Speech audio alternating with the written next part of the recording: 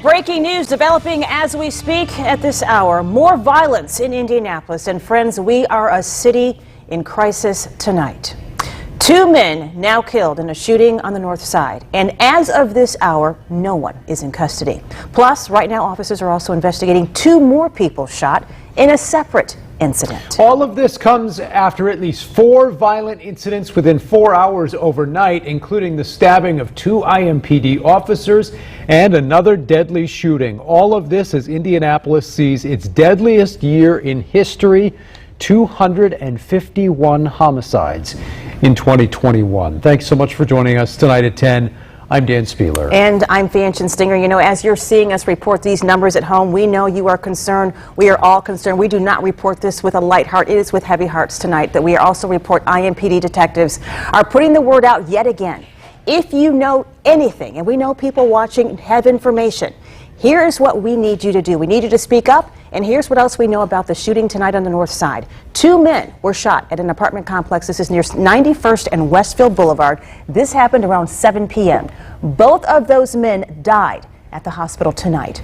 Police have not made any arrests. They are asking anyone who saw this happen, you need to speak up. Please call Crime Stoppers. The number on your screen, 317-262-TIPS. And remember, you can do so anonymously. Also right now, IMPD officers are investigating 2 more people, as we mentioned, shot on the near north side. They found 1 victim near 27th and North College Avenue within the last hour. Another person walked into Methodist Hospital with a gunshot wound.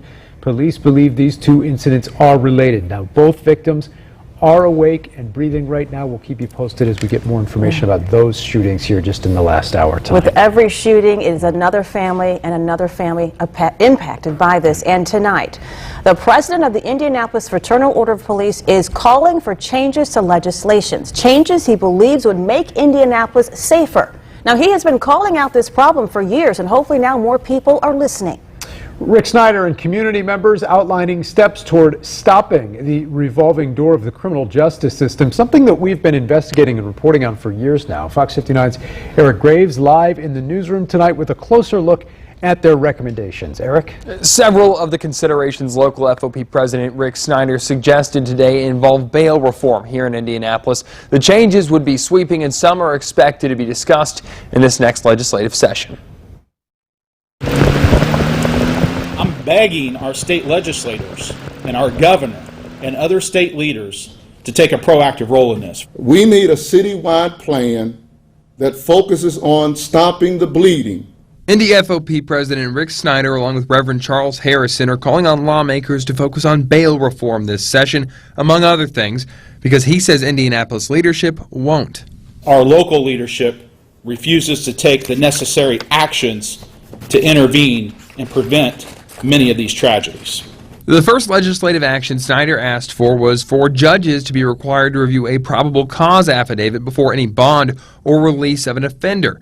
Snyder says right now that isn't always the case. Instead, what we have identified is that our magistrates and our judges are simply working off of the charges that are listed on the arrest report. Snyder also asking for the legislators to look at preventing automatic bond for repeat offenders and place regulations over nonprofit bail organizations. He says once they bond a suspect, they have no requirements to get the person back to court. And if that suspect fails to appear or reoffends while out on their bond, there's no accountability for them. Snyder says he and others have met with lawmakers to work on getting bills written to address these ideas.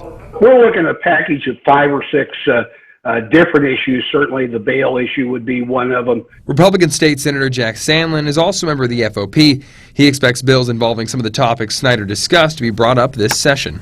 We'll be talking with Senate and House leadership as well as local leadership to see where the most impacts might be able to be had.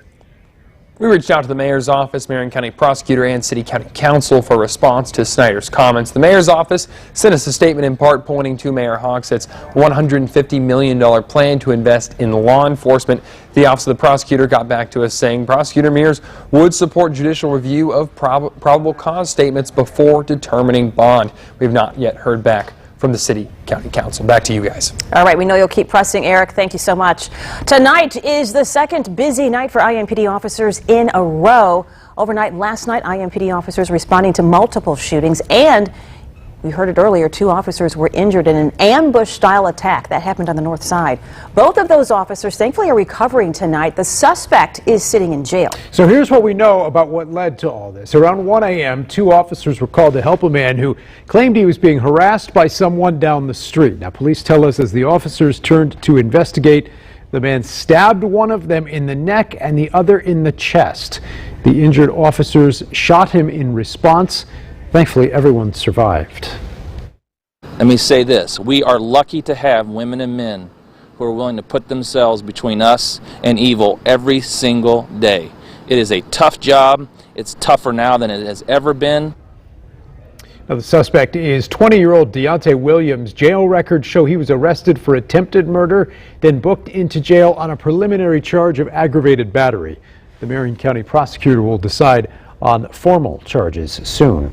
Indianapolis Mayor Joe Hogsett says the message after this act of violence is clear. Whether it's a knife or whether it's a gun, don't ever point a weapon at a police officer. Now, officers say their lives were saved because of trauma kits that the police carry in their cruisers. They were used to keep the officers alive before the ambulances could get there. In fact, there's one in every IMPD car.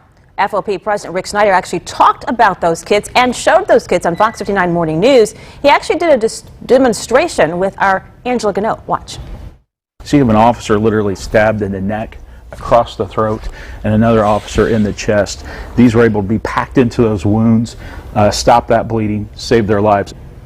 Now, that demonstration could have just saved more lives because tonight FOP has learned, they announced on Twitter, a local company saw that interview, that conversation, and will now donate $25,000 to buy more trauma kits for our police officers. Great news. They made that decision after watching our story. Snyder says it's an example of Hoosiers showing what they do best.